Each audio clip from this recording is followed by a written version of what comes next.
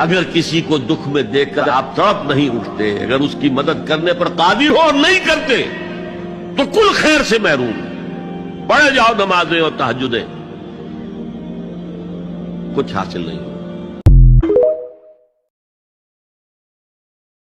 بہادر مارے جاتے ہیں، ذہین پاگل ہو جاتے ہیں، دنیا بیوقوفوں سے بھری رہتی ہے۔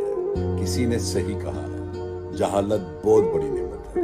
شعور آپ کو تکلیف میں ڈال دیتا ہے، اور وہ تکلیف جو عوام کی سمجھ سے بھی بالاتر ہے، جس تکلیف میں صرف آپ اکیلے ہیں۔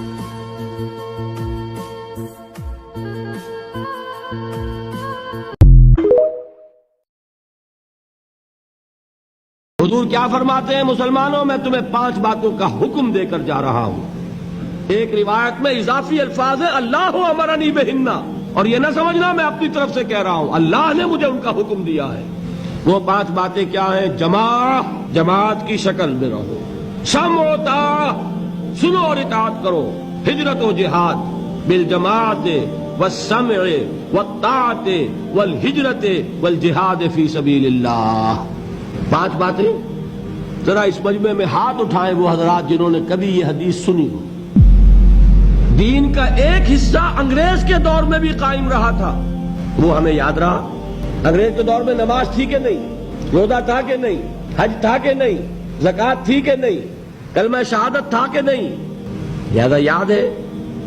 اور دین کا غلبہ تھا کہ نہیں؟ نہیں، غلبہ دین کے تقاضے یاد نہیں۔ آخرت کا معاملہ ایمان پر ہے، اسلام پر نہیں ہے۔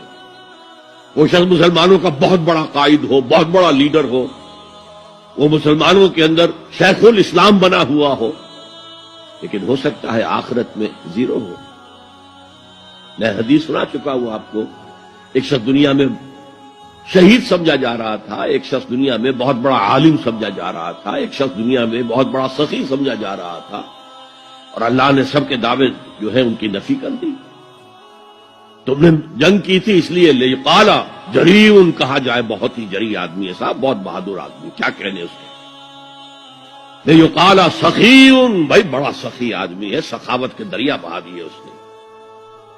وہ بہت بڑا عالم ہے، اس سے علم کا کتنا جو ہے لوگوں کو فیض پہنچا ہے۔ وقد قیل، یہ تمہارا مقصود تھا، وہ مقصود دنیا میں حاصل ہو چکا، تمہاری شہرت کے ڈنکے بج چکے، اب یہاں تمہارے لیے کچھ نہیں۔